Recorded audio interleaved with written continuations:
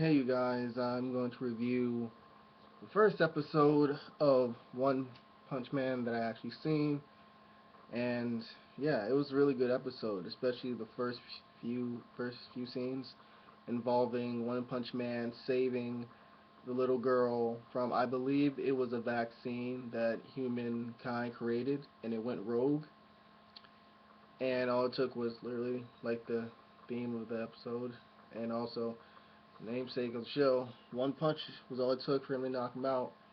And the second fight actually took place. I believe it took place 3 years later when he was trying to get a job. He was unemployed, and his hair actually grew out. So he's saving this kid from this guy that apparently ate a bad or a shitload, give or take, of crabs. So now he's like this half composite being, sort of like a minotaur but in crab or lobster form, and he wants to kill the kid with the butt chin. That's hilarious. 'Cause that kid really did have like a butt chin. It was just fucking hilarious. I couldn't stop laughing while when he was in the scenes. But he pretty much told the One Punch guy that you know what, you and I, we have sort of the same sort of eyes of emptiness. So I'll just spare you because you're not like everyone else. So One Punch guy, he might have hair at this point. He's walking, he sees the kid, and he really wonders himself like, does he really want to kill this kid?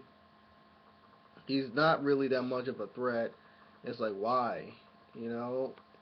And the kid pretty much reveals that he drew nipples on the crab slash lobster guy with permanent marker, and the lobster guy finds him and he destroys the kid's soccer ball. In the process, you got One Punch Man telling him just go, go, go, go, go. But the Lobster Man is just like said, well, I told you not to get in the way. I'm gonna kill him. And then One Punch is like, why are you gonna kill this dude? Why? He said because this dude judged me and all that other stuff. And he killed other people before, thousands upon thousands. So the kid's not any different. So One Punch pretty much like, all right, fuck it, you know, let's go. And at first, the dude's kicking his ass, but eventually, One Punch like grabs his eyeball and just ah, fucking Hercules that shit. So all that shit like, ow, it's just sort of a disgusting, yet cool stylistic way, that they show it of him defeating the lobster slash crab guy. But then it sort of goes a little bit of a flashback 3 years earlier when he's bald and he's fighting all these, you know, environmental monsters, which is I found interesting about the show. It's not really about human on human or tribal warfare or political warfare. It's just literally just the environment. Because it talks about how human beings, much like now, how human beings are screwing up the environment through global warming, climax, all that shit. You know, it was just interesting. And it was really, I was actually surprised.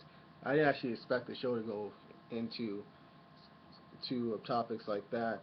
But another thing that I found interesting is I believe there was two brothers in the episode. One was a mad scientist, and the other one was trying to be the strongest in the world. That was his drive. He was working out like that dude from Rocky Five, that big ass Russian. He wanted to be the best in the world. And then he was tricked by his brother to take some serum. And his brother wanted to take over the world, and he sort of polluted the kid's mind.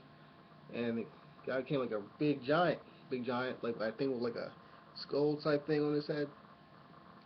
But anyways, One Punch Man sort of tricks the guy to killing his own brother.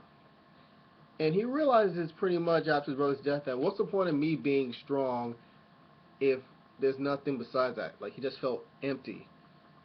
That's one thing in which One Punch Man said, now you know how it feels, What's the point of being strong?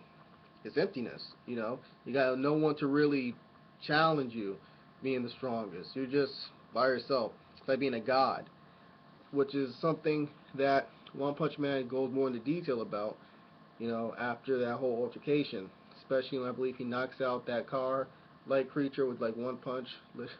He just kept on going back to the apartment. They had this really awesome scene, really well animated scene, which he's fighting, I believe, the Satarians, and he was saying to himself that it's the first time he actually felt anything.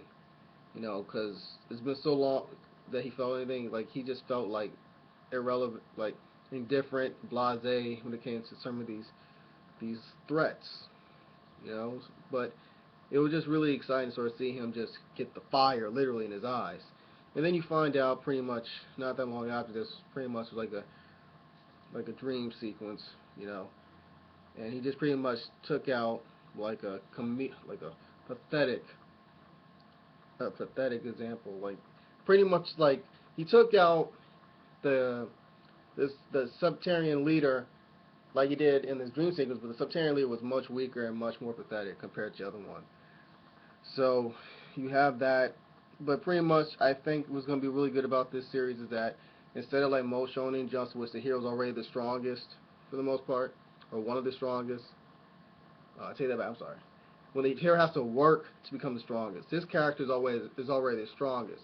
So now it's all about him trying to find someone that can give him some sort of competition, I believe. So that's my review of One Man Punch or One Punch Man, episode 1. I'll be back later for episode 2 review. Thank you.